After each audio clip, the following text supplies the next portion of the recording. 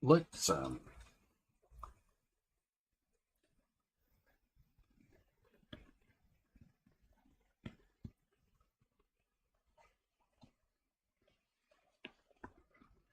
do a particular problem here, and we'll just introduce things off of this particular problem.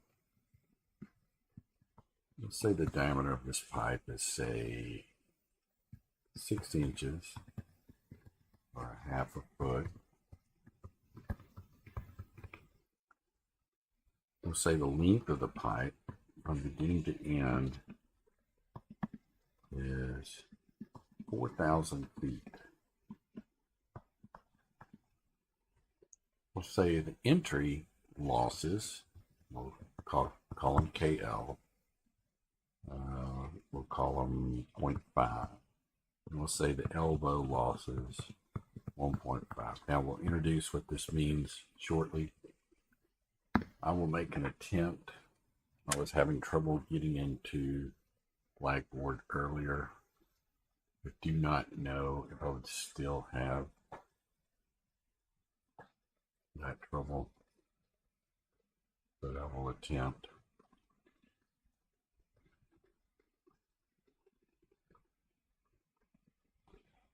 How interesting. So this time it worked.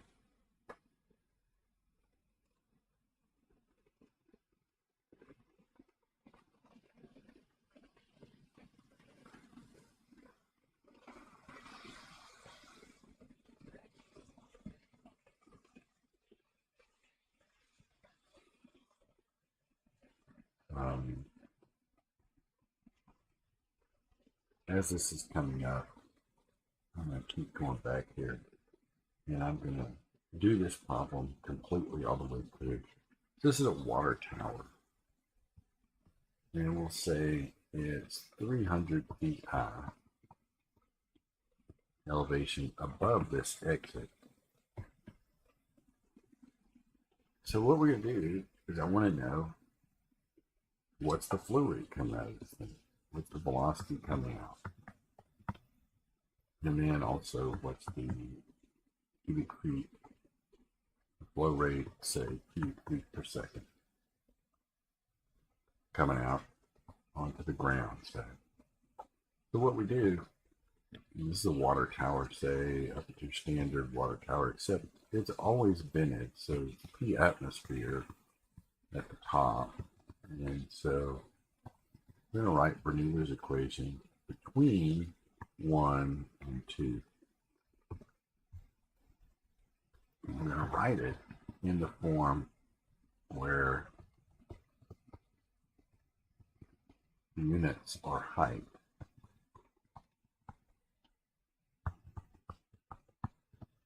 We're going to say all the losses. We're just going to hold up and box that. And that was 1, 1, 1. The pressure at 2 over gamma plus the elevation at 2 plus the velocity at 2 over 2g. Now, what we're going to do is we're going to basically make our table 1 and 2, pressure, elevation, and velocity.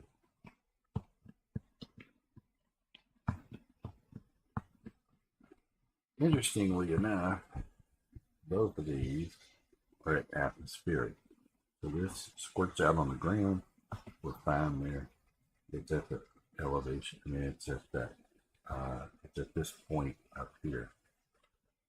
Pressure up at the top is 0. Pressure at the exit. Now the top of the water is 300 foot. So what I'm going to do, I'm going to make my datum be right here. My datum. So therefore, elevation 2 is at a z of 0. And elevation 3 is 300 foot high. Now, here I don't know this, I'm going to V1, V2. However, I actually do know V1. I'm going to assume that the water tower's area is very, very big. So therefore, if I get a velocity here, I'll get a very tiny velocity all across the top. If that's the case, v1 is small, and v1 squared, which is the term that ends up in Bernoulli's equation, is going to be almost equal to 0. So I'm going to say it's almost equal to 0. So if you look at it from that standpoint, this term, and this term, and this term are all gone. What you have on the left is you have 300, v1, the pressure being 0, it's not there. The velocity being almost 0, it's not there. So the only term you get is 300 minus velocity is equal to the velocity at 2 squared over 2g. And what I'm going to do for a short period is I'm going to assume that I don't have any losses. What would the velocity be coming out of this pipe if I had no losses? So I'm going to do an imaginary land, and I'm going to do this and say, what is the velocity if that's the case? Well, if I move it over, I get 300 times 2 times g of 32.2. I'm going to take the square root of that, and that's going to give you velocity of 2. So velocity of 2 is going to be,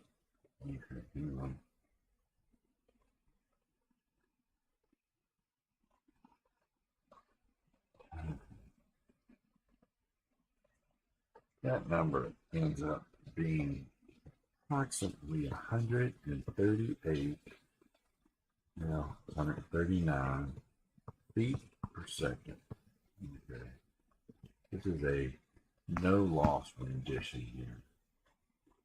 So this is La La Land, and it's okay to exist in La La Land occasionally. But the reason I'm doing that is give us perspective. In La La Land, that pipe, that flow coming out of that pipe is pretty fast. Now let's enter the real world. The real world in this pipe is that we're going to say E over D is going to be, say, 0.01. So we're going to say it's moderately rough comparatively. So what that means is the inside scale and roughness of the pipe. So this is the pipe. And here's your roughness, and here's your diameter. The roughness over the diameter, and we're going to say it's approximately that. Now, let's start talking about losses here. Two interesting things about the losses. So let's just go ahead and do these just straight up. Pipe losses in most books are written like this. Now, velocity in the pipe stayed 6 inches the whole way. So the velocity at the exit and the velocity in the entire pipe is the same. So therefore, I can just list this as V. You just say this is the velocity in the pipe. However, I talked about another form of losses, and they call this the minor losses, KL. Okay, so really what I should do is sum of the KL, V squared over 2G. Now let's hit the book if it'll allow me.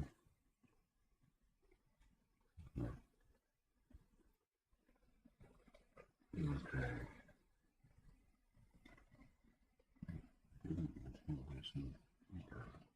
Okay, we got to touch that. Yep. Let's see. Give it a few minutes. And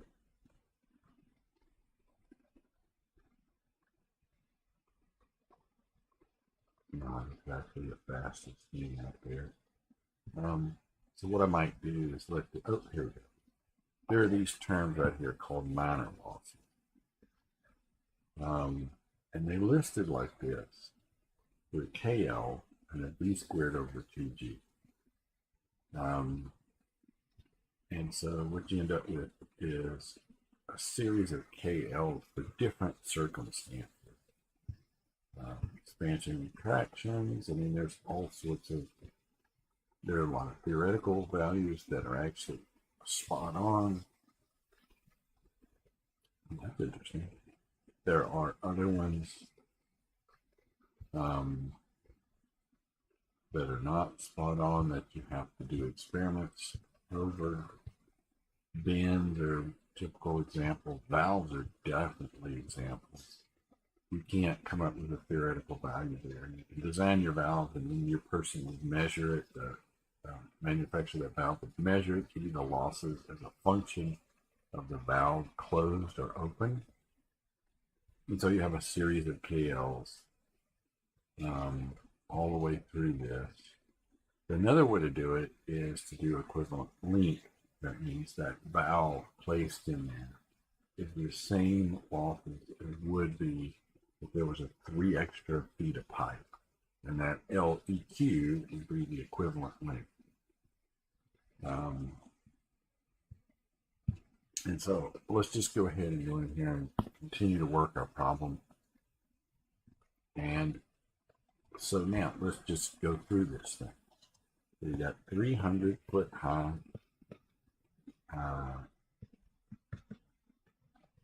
reservoir. The total length of pipe, I think, said it was 5,000, and I was wrong. It was 4,000. It's 4,000. Diameter is still a half a foot. There's a B squared over 2. I might as well put in a 32.2. Now, I've got to add up all the KLs.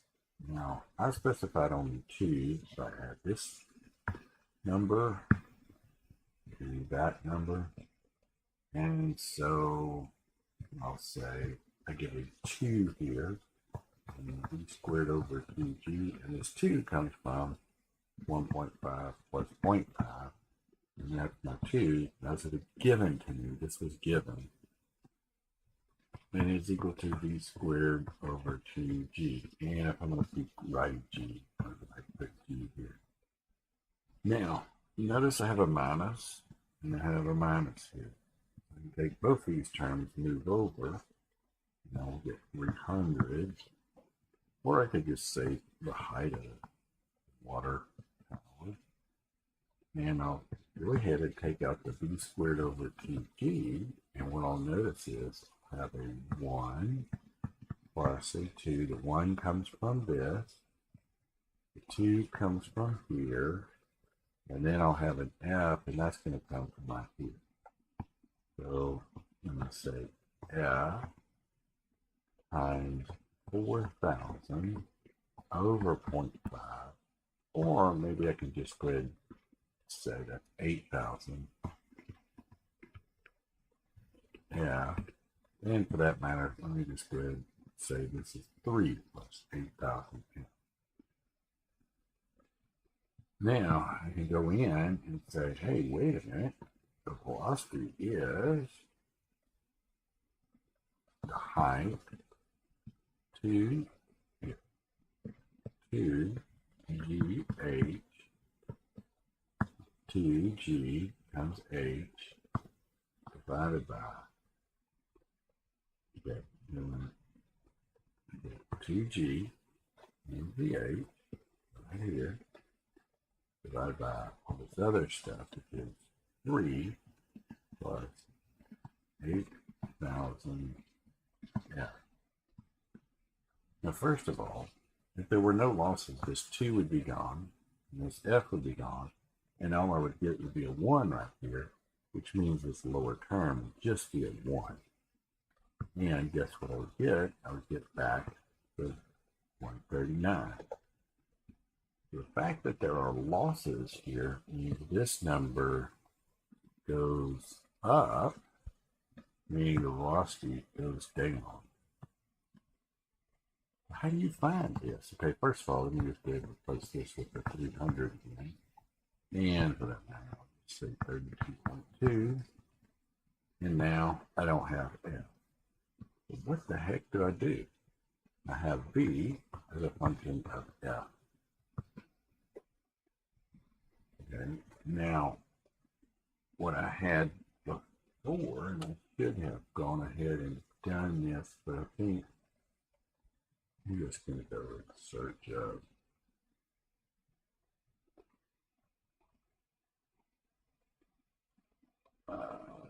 and misspelled it. Nope. Hang on. It doesn't matter which one you pick. That one may have too many things on it. So hit it, and I can oh, it's just B. That's fine. Yeah. And so,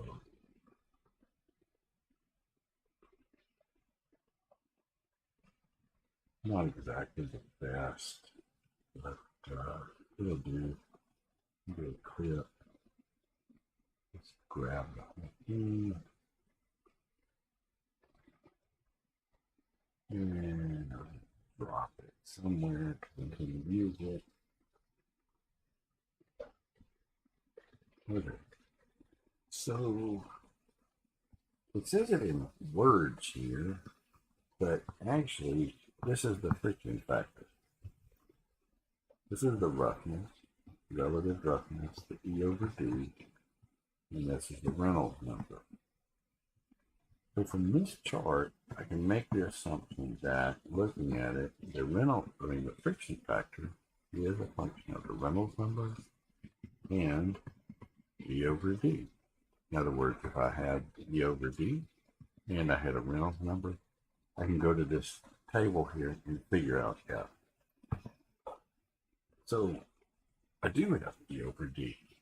I don't have a Reynolds number, so let's see, what's E over D? 0.01.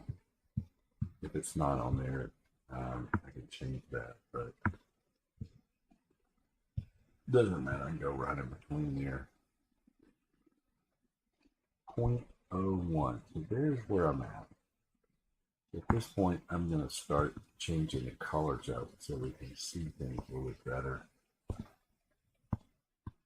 So here's my E over D.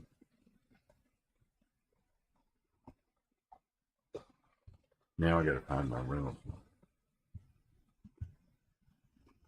Well, the Reynolds number is equal to rho, velocity, diameter, over mu. If this is water, that is 1.94. A velocity, diameter of my pipe was a half. The mu for water is 2.34 E minus 5. So, I have a Reynolds number which is dependent on a velocity. So think about this for a minute.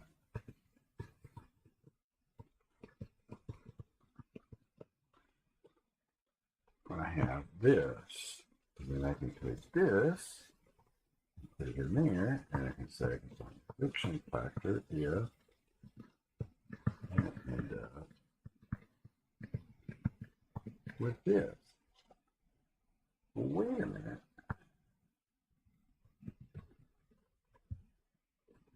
I have this one.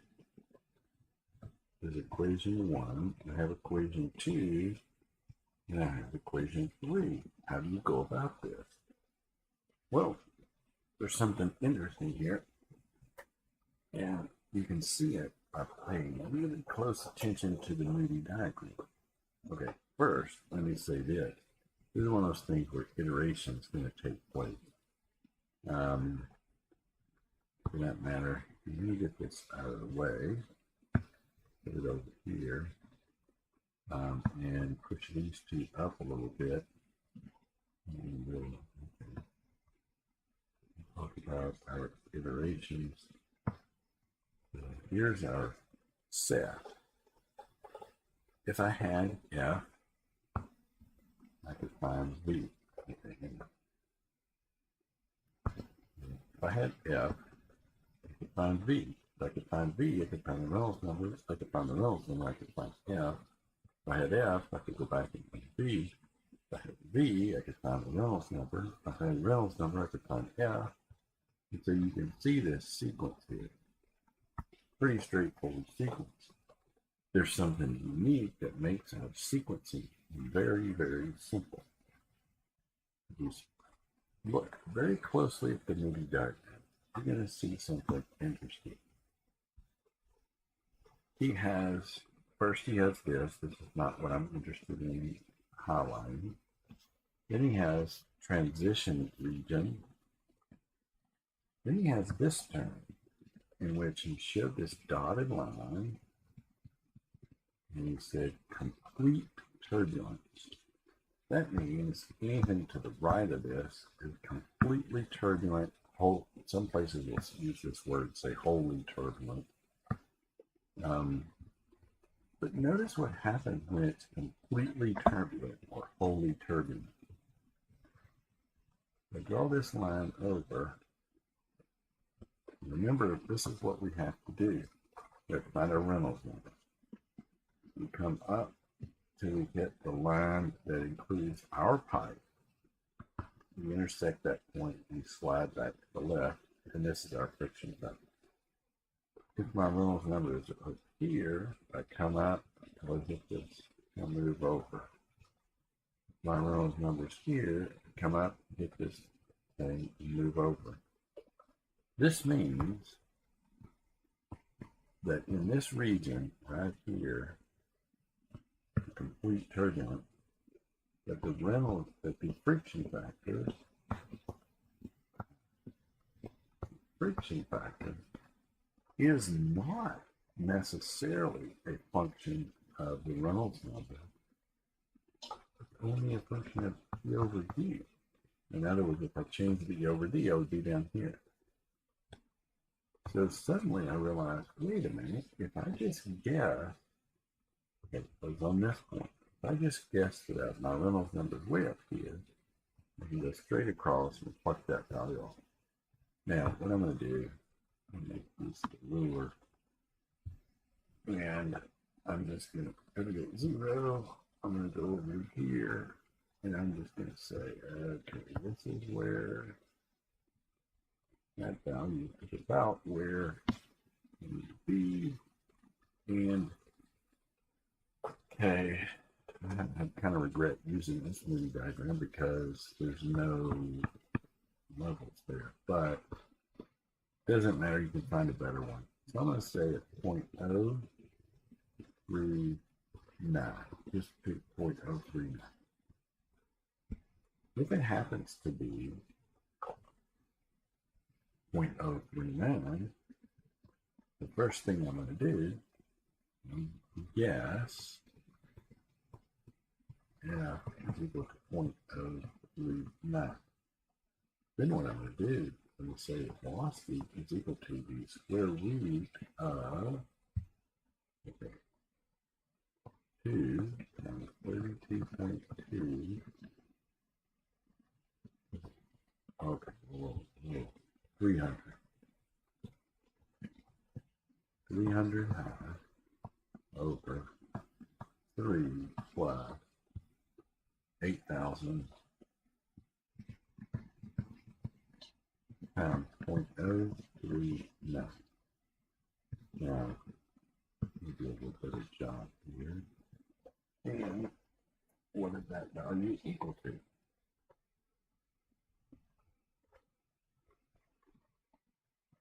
I don't know if I'm going to be able to page it. Okay.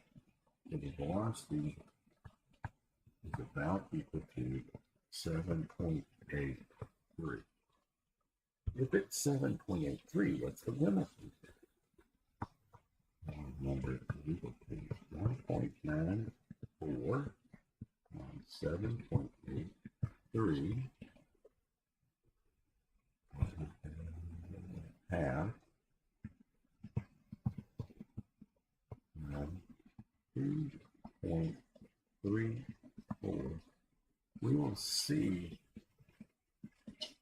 if this works its way out. Let's see. It may not like that E.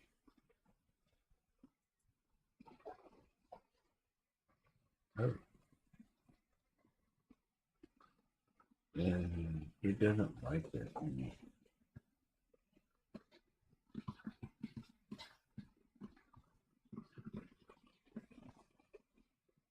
Again,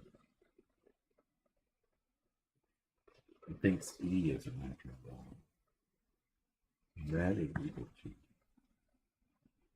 3, 2, 4 with a comma, 5, 7, 6, and so 324. Okay, what I'm going to do, 324,000. Here is 100,000. That's a million. That's 100,000, 200,000, 300,000. Maybe about right there. What I'll do, pull out my ruler, and get all of those out of there. Bring this to my now.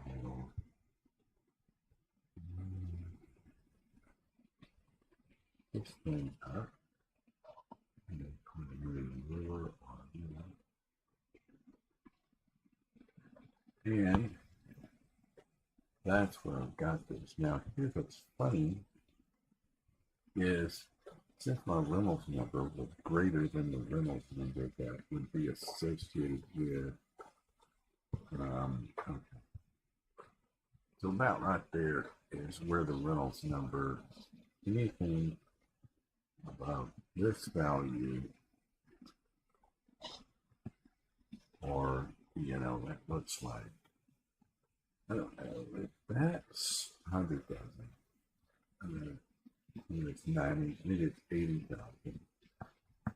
But if it's less than 80K, I gotta start iterating.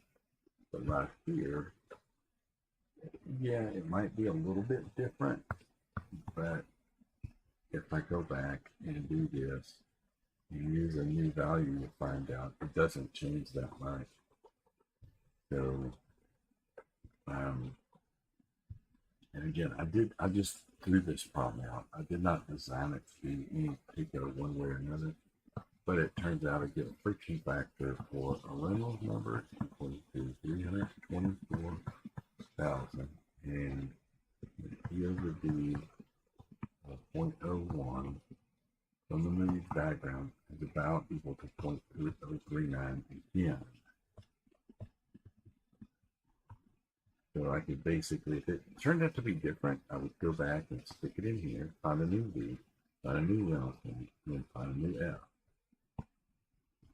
Don't have that, so I can pretty much say, okay, I'm comfortable saying that the velocity flow rate, or velocity out of this thing, about 7.8 right. Now, if it did not have losses, it was 139. But it does have losses, 7.8. Think about that for a minute. So, no losses, velocity is equal 139. With losses, velocity is about equal 7.8. That's a big difference. And that is very important to consider.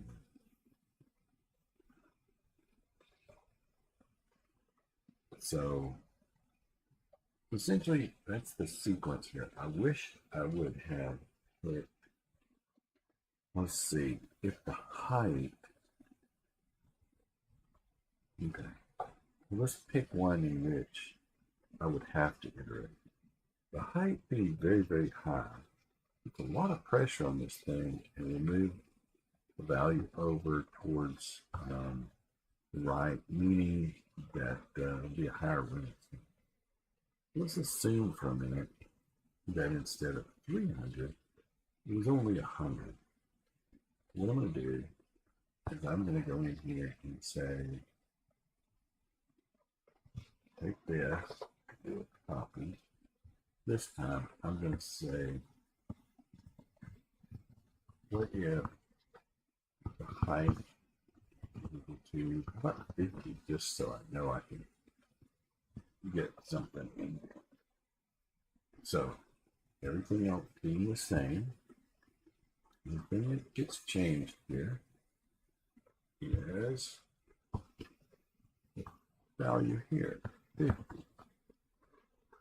So now, first time I hit this, let's see what we get. And here we're going to see some interesting. With that 50, you're going to get a 3 point, roughly 2. You get a 3.2.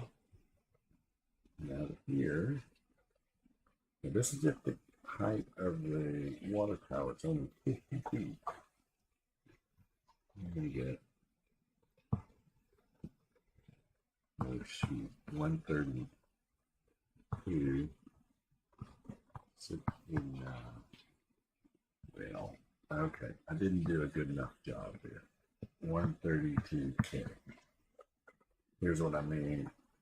So you got 132K. You have to do an iteration. 132K. You've already figured out that if it's above 80K, then I'm pretty much done. Well, what other thing can I do? Well, I can put in a smoother pipe. Assume now that this is the pipe, E over D. So I have a smoother pipe now. So here's the thing. In a smoother pipe, I'm following that line. Okay. So let's assume that the first thing we're looking at, that's convenient. So the Reynolds number that is our wholly turbulent is 10, let's just say 10 million. Yeah. If I get anything different than 10 million, then I have to start iterating. The other thing too is, okay, so what I'm saying is I'm going to take my 50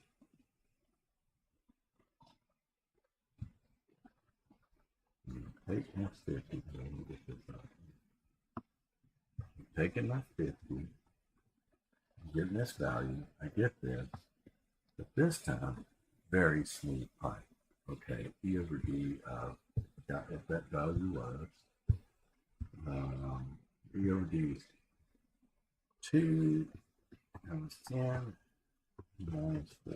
So it'd be 2, to do that. Very smooth pipe.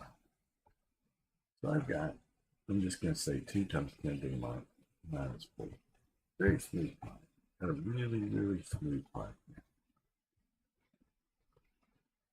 2e minus 4. Smooth, beautifully smooth pipe. Guess what? It doesn't really matter that I guessed this. It's still going to float itself. So I got 132. Watch what happens. Now what I've got to do, I'm going to get this thing at 132, roughly 132,000. There's 100,000. Doesn't have to be exact. There's 200,000. I like this. This is a good value. I'm just going to put that. Now we're following this curve up to the point where we touch that. We come across. And say, what is E over D there? Well, it's roughly 0.01. I would say 0.018. So now my friction factor, I'm sorry, I may have said E over D, but my friction factor now becomes 0.018.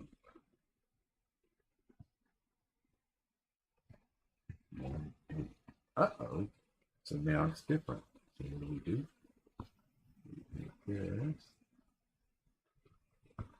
We copy it. And put it down here. This time, what we do, we go in here. 1, 8. Let's see what value we get there.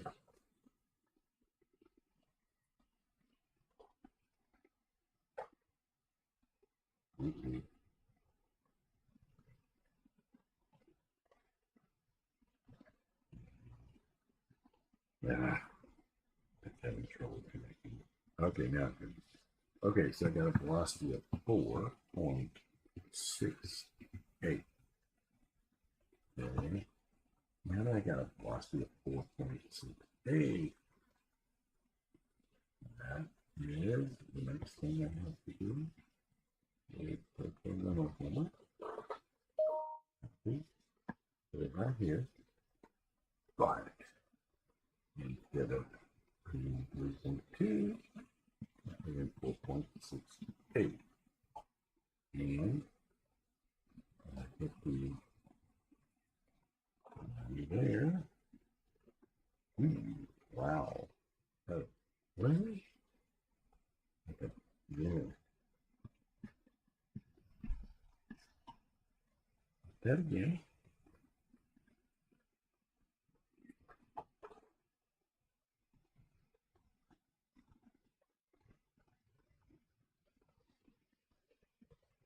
Get a 194K. That increased my Reynolds number 194.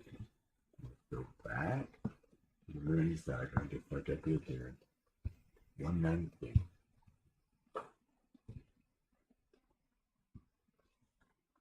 Here's 200. Well, I don't know. Maybe 194 is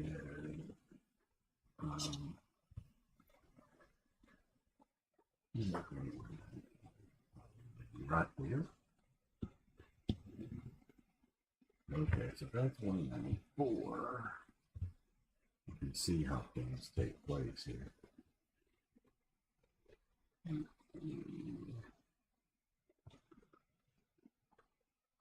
I don't know, you gotta go down a little bit. So how about 0.0175? I don't know.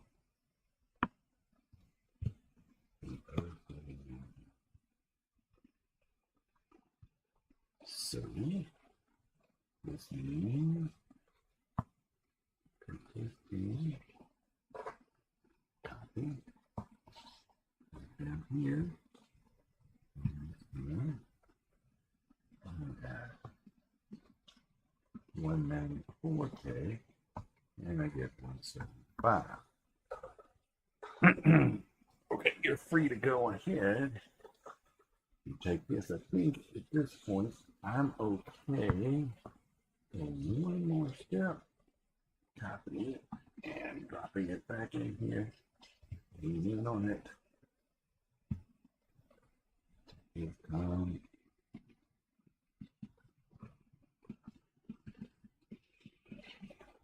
We'll zoom in on it large enough so that you can pick up the pin points. And 4.74. So now I think we're cutting here. And so let's review what we did. We first guessed something that was completely inappropriate. Just way off base. We get our first velocity of this. So again, we're using one equation, two equations, and the Moody diagram is the third equation. So we picked up velocity, we went to Reynolds numbers, we took that, and went to the friction factor. And what do? We go back to equation 1 with the friction factor. We get the new velocity. Well, our velocity went from 3.2 to 4.6. This increased our Reynolds number. That was equation 2. And then equation 3 is the Moody diagram. We got a new value of friction factor. Was not that much different than the old one. we went in there and we went back to equation one, and we thought to ourselves, do we really feel like that we're going to get any much different if we do one more iteration, given the fact that I can barely read the Moody diagram past this point? Okay, so we get 4.74. So here's the velocity is 4.74. Now for this case, what would be the velocity with no losses? All you have to do, look at this equation right here, copy it. No losses would be, I would change it in this way. Here's the way you would change it. You would just take all this off, and that would be your velocity with no losses. And so let's see what that velocity looks like. That velocity is 56.7 feet per second. So you can see it's a very big difference between losses and no losses. And so with that, I think that's enough right now. I'm sorry I canceled out on us because of the weather, but I didn't know who had what situation to deal with. And so since I'm capable of doing this online, I thought this would be just fine. So what we've done, let's kind of review what we've done. We took a reservoir of water, like a water tower. We took a 4,000 foot pipe, which is not outlandish because if you look at it, 4,000 foot, and then people live a mile from or less to the closest water tower. There are people that live all over town. Now, the